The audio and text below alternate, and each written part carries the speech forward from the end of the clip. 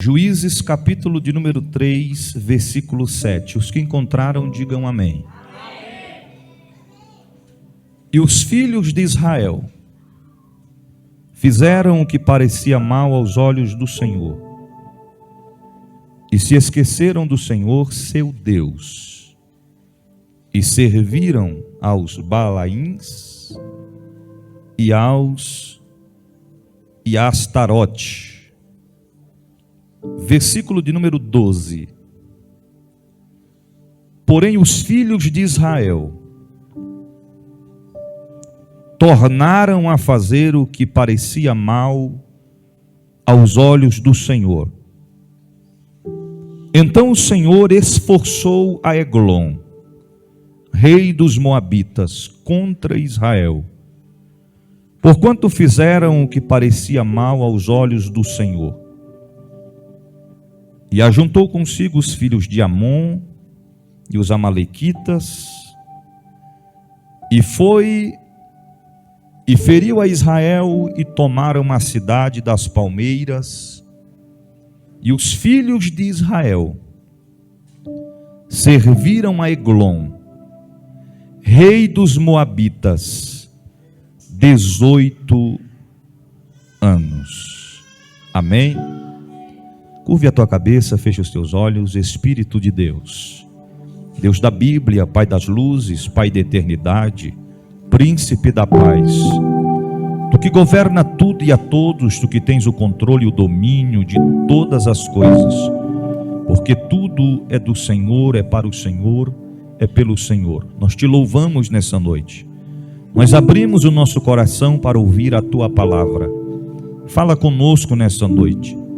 Que os meus lábios sejam um instrumento do Senhor para falar com cada um de nós, conforme Tu queres, e Te louvaremos. Amém. Podeis assentar. Eu tenho uma mensagem da parte de Deus para o teu coração. É algo muito, mas muito simples, mas requer muita nossa atenção para compreender o que o texto bíblico está frisando. Nós vamos estar falando nessa noite a respeito de Eude, o canhoto levantado por Deus. Os irmãos observam que o versículo de número 7 do capítulo 3 de Juízes está dizendo que os filhos de Israel fizeram o que era mal aos olhos do Senhor. E o que eles fizeram? A Bíblia diz que eles esqueceram do Senhor. Em outras palavras, eles viraram as costas para Deus, não obedecendo mais os seus ensinamentos, seus preceitos, estatutos, ordenanças, mandamentos e as suas leis.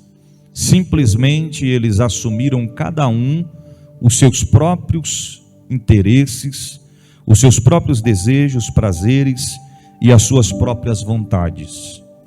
E a Bíblia também frisa no versículo 12 que os filhos de Israel tornaram a fazer o que era mal aos olhos de Deus.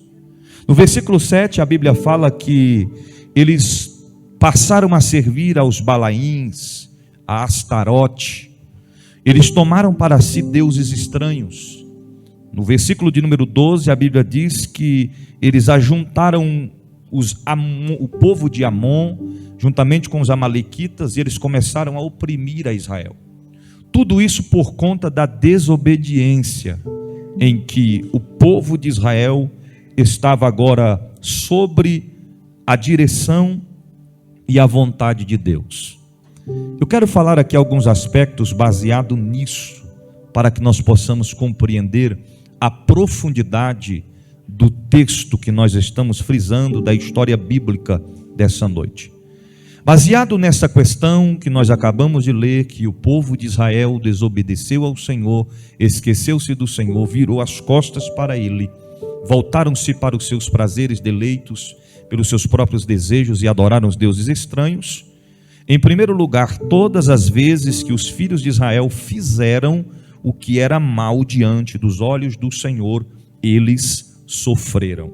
Todas as vezes. Se você for ler a história do povo de Israel, do início até os últimos detalhes que a Bíblia nos frisa e nos relata, você vai compreender e entender que todas as vezes que Israel desobedeceu a Deus, todas as vezes que Israel saiu da direção de Deus, houve sofrimento desenfreado sobre o povo.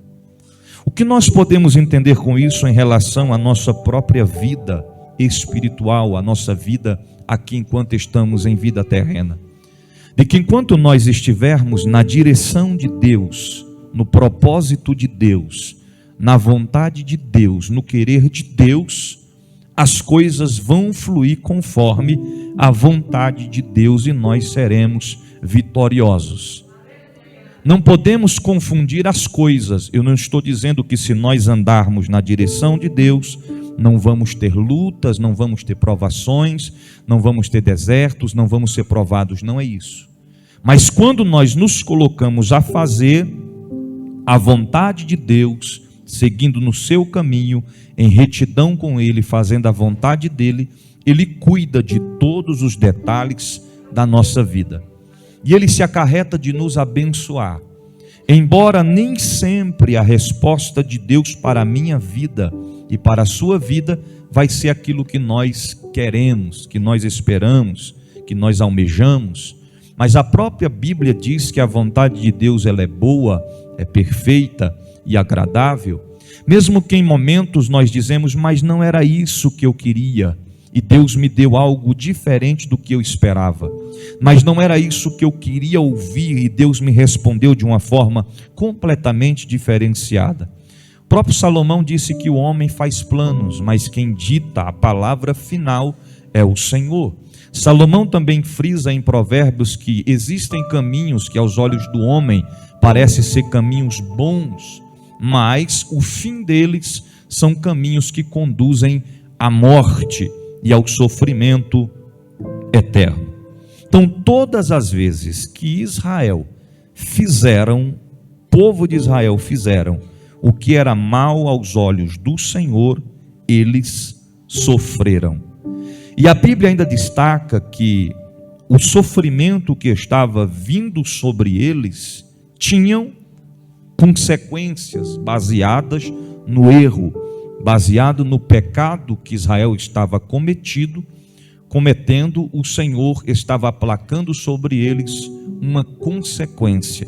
Todas as vezes que um homem e uma mulher de Deus erra, o perdão de Deus é notório quando há arrependimento e quando há renúncia, mas isso não isenta as consequências de um erro cometido.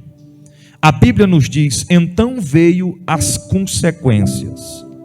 E quais consequências foram essas que Deus pesou sobre o povo de Israel por conta de sua desobediência? A Bíblia diz que o Senhor fortaleceu. O Senhor fortaleceu. Entenda bem isso claramente. O texto está dizendo, o Senhor fortaleceu. Isso está no versículo de número 12, na parte B. O Senhor fortaleceu. Quem fortaleceu não foi o diabo. Quem fortaleceu não foi os demônios. Quem fortaleceu não foram obras diabólicas. Quem fortaleceu não foi as setas, os dardos do inimigo de nossas almas. Quem fortaleceu foi o Senhor. E o que o Senhor fortaleceu? Então o Senhor fortaleceu a Eglon. Olha o que o texto diz: rei dos Moabitas, contra Israel, porquanto fizeram o que era mal aos olhos do Senhor, e reuniu consigo os filhos de Amon e os amalequitas, e foi e feriu Israel, e tomaram a cidade das palmeiras. Então Deus fortaleceu Eglon. Bispo, quem era Eglon? Rei dos Moabitas, inimigos de Israel, adversário do povo de Deus. Deus, ao texto dizer que fortalece Eglon, Deus dá força a Eglon, Deus dá conhecimento a Eglon, Deus dá sabedoria a Eglon, para que ele pudesse atacar Israel, para que ele pudesse oprimir Israel, a ponto de que a Bíblia diz que feriu a Israel. E não apenas feriu Israel, como a Bíblia diz que eles tomaram a cidade das palmeiras. Isso está voltado-se às consequências sobre Israel por conta de sua desobediência. E a Bíblia conclui dizendo, no versículo 14: e os filhos de Israel serviram a Eglon, rei dos Moabitas, 18 anos. Quantos anos? 18 anos.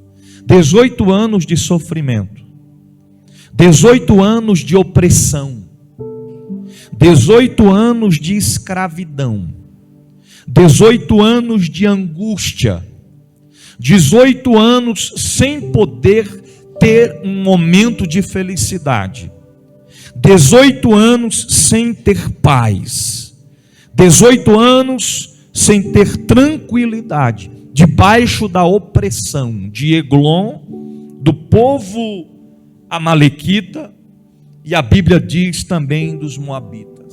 Tudo isto pesando sobre Israel, lembrando que tudo isso foram as consequências de sua desobediência. Pergunte para alguém que está perto de você: o melhor, diga, o melhor é obedecer do que sacrificar. Diga assim: a obediência, ela vai além do sacrifício. Agora lembra ele, o Senhor não anulou o sacrifício, mas ele disse que melhor que sacrificar é obedecer. Ok? Então, entenda o que o texto está dizendo. Através da desobediência, as consequências vieram sobre Israel. E eu quero te fazer entender que quando esta consequência veio sobre Israel, quem está me ouvindo, diga amém. Ninguém poderia tirar Israel daquele sofrimento. Existem duas teses que acontecem no meio do povo de Deus. Primeiro, consequência de seus erros, pesar da mão de Deus. Segundo, provações, lutas, adversidades, desertos. Aquilo que Jesus disse certa feita: no mundo tereis aflições, mas tende bom ânimo. Vamos passar por isso. Mas existe o outro conceito, que são as consequências. Querido, quando alguém está sofrendo as consequências, você pode orar por ele, você pode subir um monte e interceder por ele, você pode fazer jejum por ele, você pode gritar por ele, mas nada vai acontecer, porque está vivenciando o processo da consequência. A não ser que Deus decida tirar este alguém deste momento de consequência do pesar da mão de Deus e mudar a história. Só que para a história ser mudada, tem que acontecer o que aconteceu com o povo de Israel. E o que aconteceu? Terceiro aspecto: até que veio o arrependimento do povo, e o Senhor levantou Eude para libertá-los. Então, ou seja, 18 anos de escravidão, 18 anos do pesar da mão de Deus, 18 anos sofrendo.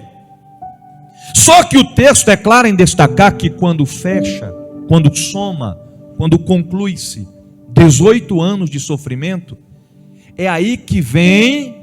Olha para cá, quem está me ouvindo, diga amém. Após 18 anos, é aí que vem o arrependimento. Será que o povo de Israel demorou para cair em si? Porque a história seria mudada, dependeria não somente de Deus, mas muito mais do povo de Israel. Se quando eles estivessem com um ano de pesar da mão de Deus, ou uma semana ou um mês de pesar da mão de Deus, o povo se arrependesse, a história seria completamente mudada, diferente. Por isso que tem situações que não mudam, porque o arrependimento ainda não chegou, não aconteceu. Então o povo foi sofrendo 1 ano, 2 anos, 3 anos, 4 anos, 5 anos, 6 anos, 7 anos, 8 anos, 10 anos, e foi passando 18 anos, aí o povo cai em si e vem o arrependimento. Aí a Bíblia diz que Deus, para livrar o povo de Israel, Ele levanta um libertador. Deus levanta um libertador. Como é o nome deste homem? Eude. A Bíblia diz que Deus levanta Eude para libertar o povo.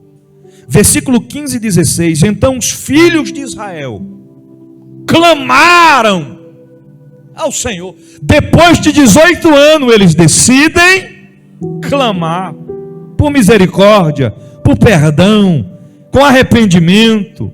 Clamaram ao Senhor, e o Senhor lhes levantou um libertador, a Eude, filho de Gerá, filho de Gemim, homem canhoto.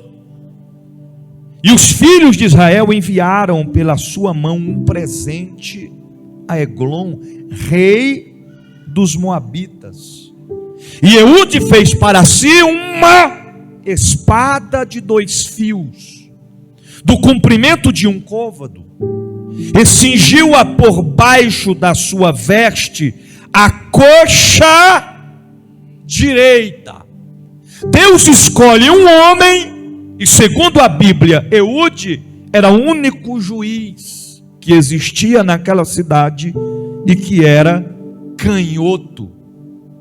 Observa a qualidade. Deus escolhe um homem por nome Eude, e este homem era canhoto. Ele usaria a espada com sua mão esquerda. Lembrando que todos os soldados da época que não eram canhotos usavam a espada em sua mão direita, mas porém aqui a espada ficava na sua coxa esquerda. Por que é que Deus escolheu Eude? Deus escolheu o homem certo, para a situação certa, para o momento certo, para a hora certa e para fazer a coisa certa. É por isso que às vezes nós questionamos, mas não entendemos a forma de Deus trabalhar. Aí alguém diz, mas por que fulano e por que não Beltrano? Porque Deus escolhe a pessoa certa, para o momento certo, para fazer a coisa certa. Tem gente querendo ensinar Deus a trabalhar, querido. Deus não trabalha na lógica humana, Ele trabalha conforme o seu querer, a sua direção e a sua vontade. Logo um juiz canhoto. Aí a Bíblia diz, já de início, ele faz para si, ele não deixa ninguém fazer, ele mesmo faz para si uma espada de 2 fios. Por que uma espada de 2 fios? Porque segundo a Bíblia, Eglon, rei dos Moabitas, era um homem muito, mas muito obeso. Não era qualquer espada que conseguiria atingi-lo a ponto de fazer com que ele viesse a óbito, perder a sua vida. Então ele prepara uma espada de 2 fios, do comprimento de 1 côvado, e ele cingiu a espada por debaixo de suas vestes. Só que ele coloca a espada na coxa direita, porque a sua mão de ação era a mão esquerda. Veja se Deus sabe ou não sabe trabalhar. Todos os soldados, quando adentravam o palácio do rei Eglon, eles eram revistados na entrada. E como de costume, soldado que usava a espada com a mão direita, a espada estava na coxa esquerda. Então, quando o soldado chegava na porta, alguém para se apresentar ao rei Eglon, imediatamente os soldados vinham e revistavam a sua coxa direita, não, esquerda. Observava e via que não tinha espada, nem por fora e nem por dentro. Quando Deus escolhe Eude, sendo um homem canhoto, ele chega na porta principal do palácio do rei Eglon, levando em suas mãos estavam ocupadas, lembre-se disso, em suas mãos tinha um presente, que era a ordem para entregá-lo como estratégia ao rei Eglon. Então, quando Eude chega na porta principal do palácio, com suas duas mãos ocupadas, ele diz: eu vim aqui trazer um presente para o rei Eglon, e tenho eu algo que preciso falar com ele da parte de Deus. Ok, os soldados vêm para revistar Eude e ver que em sua coxa esquerda e nem na sua cintura esquerda tinha nenhuma espada, porém a espada estava por debaixo de suas vestes, na coxa direita. Revistou e disse: está limpo, pode passar. E ele passa. Ele vai até as recâmaras aonde estava o rei Eglon e diz a ele: rei, eu vim presenteá-lo, entregar um presente ao senhor, é algo muito importante. Mas enquanto ele estava entregando o presente a Eglon, tinham soldados que estavam em volta da onde Eglon estava, para sua proteção, para guardá-lo, por conta de algum ataque de inimigo que viesse sobre ele. E após Eude entregar o presente a Eglon, a Bíblia diz que Eude, com sua sabedoria vinda de Deus, porque foi levantado por Deus, ele diz a Eglon: eu tenho um assunto para tratar contigo, mas tem que ser no particular. Naquele momento, Eglon despede os soldados, entra para dentro do quarto real, e quando estão somente os dois fechados, as portas, diz a Bíblia que Eude puxa a espada com sua mão esquerda e se aproxima de Eglon e fere a Eglon com a espada, a ponto de até a empunhadura da espada adentrá-lo.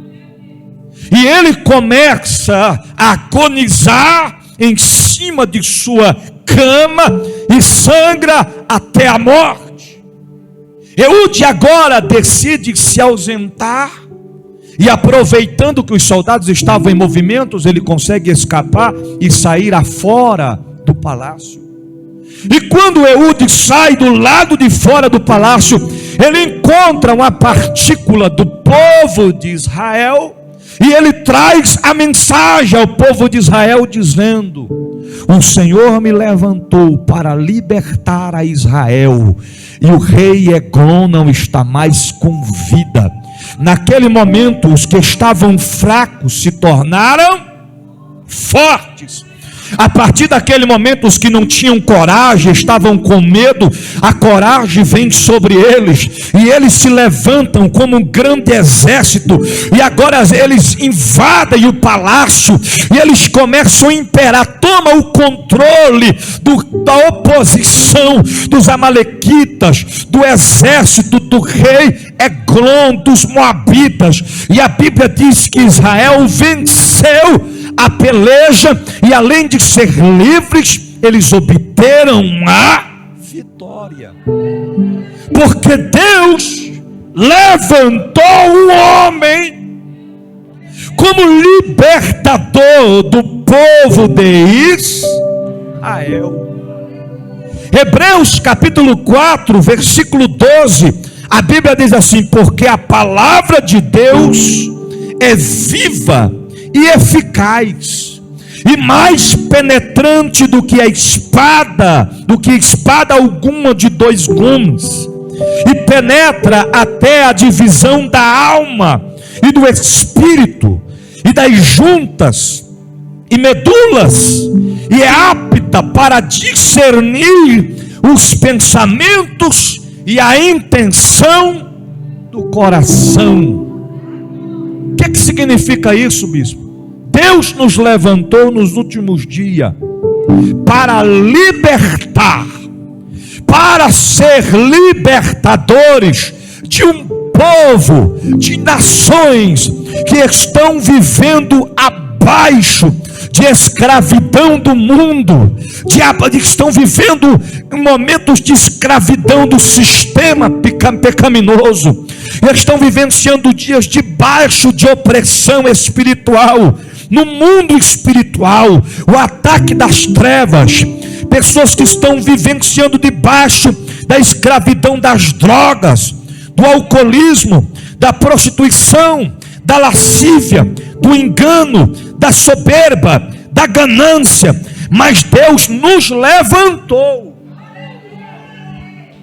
E Deus não apenas nos levantou, mas Ele nos levantou como libertadores, para libertar o povo. Agora pergunte assim para o seu irmão, para a sua irmã: você tem a espada para libertar quem está cativo? Pergunte mais uma vez: você tem a espada para libertar quem está cativo?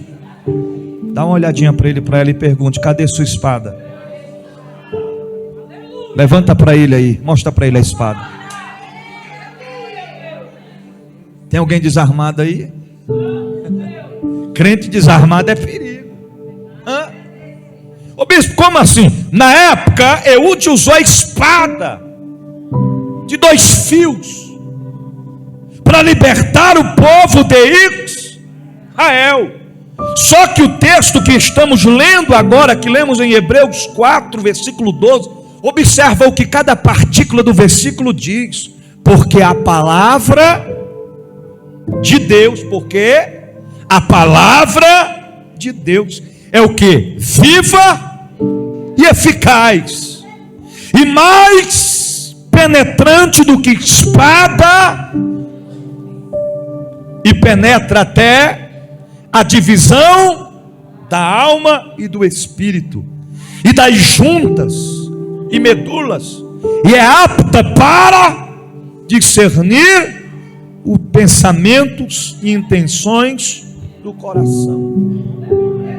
Como é que nós vamos vencer essa luta? Através da palavra. E conhecereis a verdade, e a verdade vos, e a verdade está onde? A fé vem pelo e ouvir a palavra do Senhor. Querido, quem está firmado na palavra, vive na palavra, anda na palavra, confia na palavra, acredita na palavra, persevera na palavra, está voltado para a palavra. Pode se levantar o inferno inteiro contra ele, mas não vai prevalecer.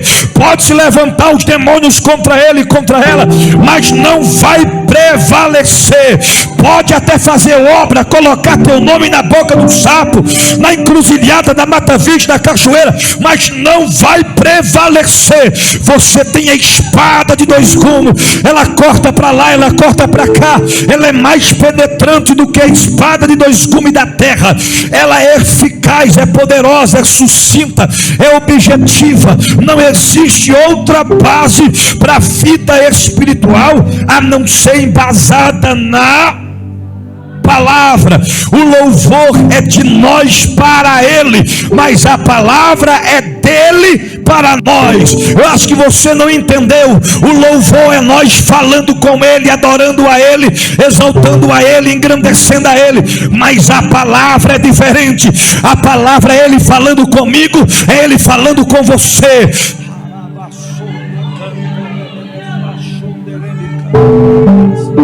Quer viver? Embasa na palavra. Quer obter vitórias em todas as áreas da sua vida? Se volte para a palavra. Viva a palavra.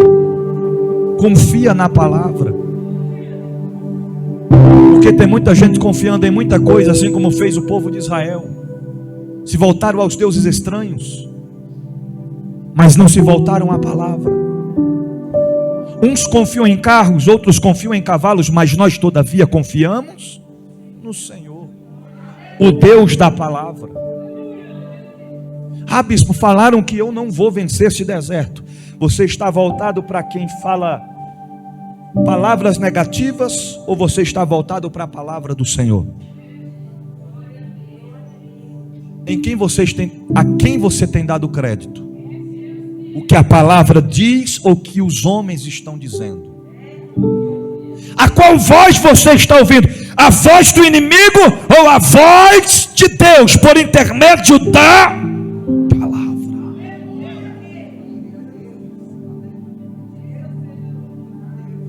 E a palavra que Deus manda te dizer nessa noite é esta: um tempo de libertação chegou para a tua vida, para a tua casa, para a tua família. Calau aramanasto. Eu vou mais a profundo. Deus não vai levantar ninguém para libertar. Deus está levantando você mesmo, com uma potência nas mãos dele, para enfrentar os demônios frente a frente, para enfrentar os levantes frente a frente, para enfrentar os desertos frente a frente. Deus te escolheu para libertar o que precisa ser liberto.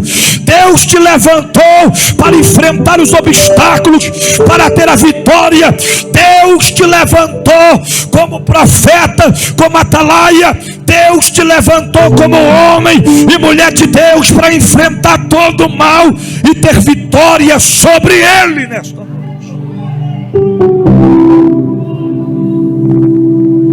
Eu quero fechar, concluir a mensagem desta noite dizendo para você que está em casa, para você que está no templo, para você que está na rua, para você que está no trabalho, não tenha dúvidas. Deus escolheu você e acabou. Deixa questionar quem quiser questionar, deixa falar quem quiser falar, deixe se levantar contra quem quiser se levantar, mas Deus te escolheu para uma grande obra. Deus te levantou, te escolheu para desfazer as obras do inimigo. Deus te levantou, te escolheu para pisar em serpente e escorpião. Deus te levantou, Deus te escolheu para ter a vitória. Você é mais do que vencedor. Para de dizer: Deus, não é eu não posso, eu não consigo, eu não sou capaz. Não é na tua força, não é no teu querer, não é na tua visão. É Ele que trabalha, é Ele que faz, é Ele que entra lá para a suia, é Ele que controla, é Ele que comanda, é Ele que manda, é Ele que desfaz. E Ele marcou essa noite para te dizer: não tenha dúvidas. Hoje Ele coloca o propósito em prática. Hoje Ele cumpre com uma promessa. Crer somente. É hora, é tempo, é dia de pegar a espada e ir para o campo de batalha. Não é hora de guardar a espada, não é hora de esconder a espada, não é hora de recuar com a espada. É hora de se levantar e se colocar de pé, com a espada na mão, pés firmados na rocha, cindidos os lombos, com o capacete na cabeça. Enfrentar o inimigo, enfrentar os demônios, enfrentar o mundo e ter vitória para a glória de Deus. Quem está entendendo, adore a Ele nessa noite.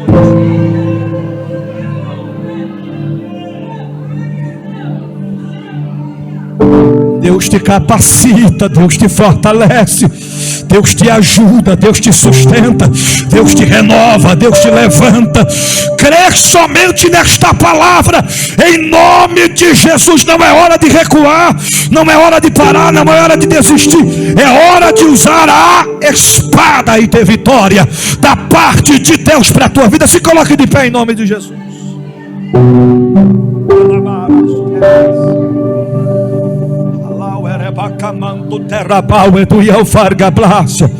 Deus não quer te ver cabisbaixo, não. Deus não quer te ver entristecido, não. Deus não quer te ver recuando, não. Deus não quer te ver retrocedendo. E como é que Ele quer me ver, bispo? Deus quer te ver firmado na presença dEle, com espada na mão, desembainhada, enfrentando o mal, enfrentando a oposição, enfrentando o império das trevas, indo para frente e não para trás. prosseguindo no caminho, não fora do caminho. Não. A ordem não é para recuar, a ordem é para marchar e avançar. Com espada na mão, você vai ser cheio. Com espada na mão, você vai ser cheia. Cheio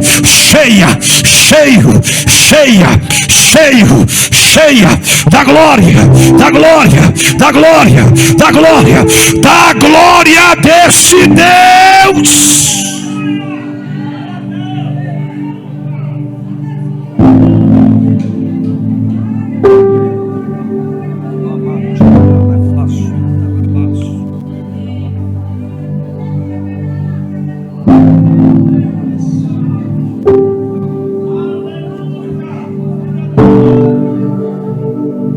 É importante te fazer lembrar que Deus escolheu aquele que na ótica humana ninguém iria escolher.